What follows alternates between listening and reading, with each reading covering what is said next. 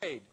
And as a little bit of a tidbit of what I'm saying, this is a Jewish father who's bringing Mary worship to the Jews.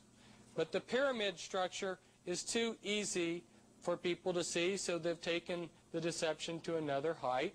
They've created what's called the spin principle, segmented polycentric integrated network.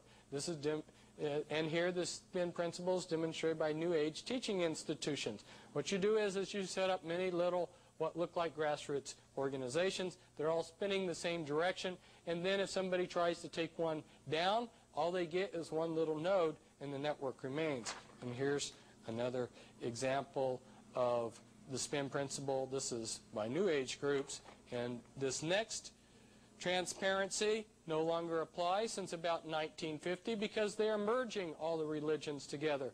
But originally the Illuminati worked behind fronts. Satan's empire's like an onion with layer after layer. And you have to peel it back. So the Illuminati created and worked behind groups, mystical groups, which then in turn controlled and worked behind monotheistic groups. So Freemasonry behind Protestantism, Jesuits behind Roman Catholics, Frankists behind the Jews, Sufis behind the Islam. Now we're going to go through these next transparencies very quickly. They are part of a document packet I put together in 1990 and had for a while, but after offering them for a couple years, I think I got like one person who requested one. They're showing from their primary documents what they are trying to do. And here in this document, Manly Palmer Hall tells us that a secret governing body controls the globe, not the various religious governing bodies that pretend to rule. That's what I was trying to tell you with that diagram with the black circle in the middle of the pie. And who is Manly P. Hall? Manly P. Hall was a Grand Master in the Illuminati, and he was also a Grand Master in Freemasonry. And here is the Scottish Rite Journal's obituary of him, illustrious Manly Palmer Hall, often called Masonry's greatest philosopher.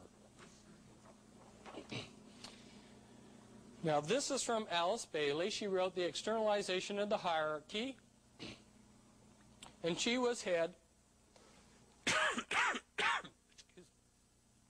of Lucius Trust. And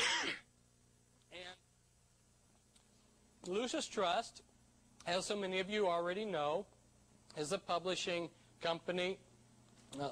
Lucius Publishing is a publishing company for the United Nations. And it was originally known as Lucifer Publishing and Lucifer Trust. And Alice Bailey created 140 New Age religions. And she worked for the Department of Health, Education, and Welfare in 1957, establishing educational goals that are now being implemented in the United States. For instance, Global 2000. And she writes that Freemasonry will be the universal religion. Other New Age leaders, like Benjamin Krim, also say the same thing, that Freemasonry will be the new universal religion.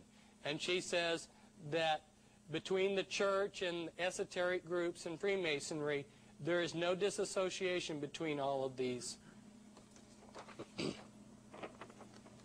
This is just simply to show you that the next quotes are coming to you on the basis of the highest Masonic authority.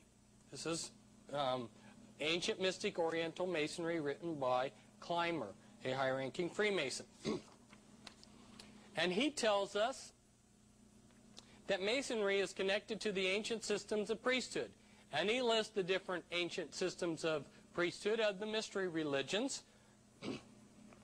And he tells us that the Celts and the Brahmins and others, Ahura Mazda in Persia, and even the Pharisees, your Levites, Curitists, Magi, Brahmins, Druids, they were connected by secret ties and intercommunicated from the Indus to the Tiber, from the Nile to the Thames. Hence there ever has been is and never will be Freemasonry on our planet. What he's talking about is that inner black circle I was talking to you about. In the ancient world, there were many mystery religions, and each of those mystery religions had their councils. But men from those councils got together in a supra-council that controlled it all, and that was the Illuminati. Now, a lot of you have never probably heard much about that term before, so let's talk a minute about what the Illuminati is, what the word means.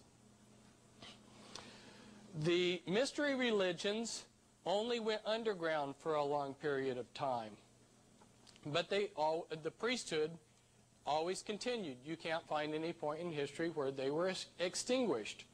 And in 1776, they reorganized themselves as the Illuminati. The Illuminati is a continuation of the mystery religions. As an example of that, when I met the Illuminati Grand Master, and now he's an Ipsimus in the Illuminati, in our Northwest area, shook his hand. He had a ring on his finger, and if you go to Manly P. Hall's book, The Secret Teachings of All Ages, on page C, which is 100, you'll find that he says that a silver ring with a snake swallowing its tail, it indicates rank in the mystery religions. And this Grand Master had a ring exactly like that.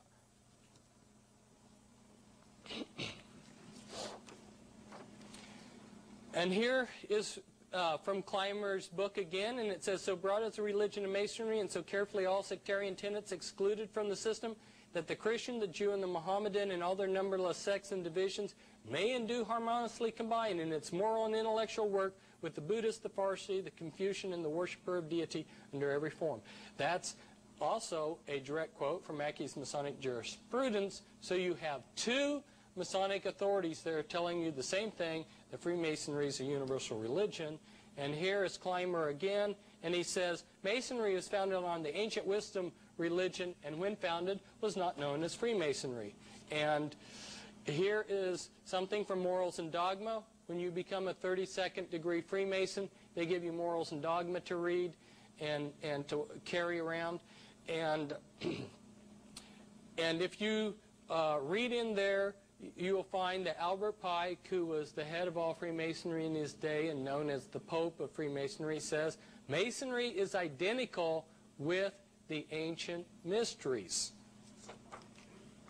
And this is from the Masonic House of the Temple in Washington, D.C., the Scottish Rites House of the Temple.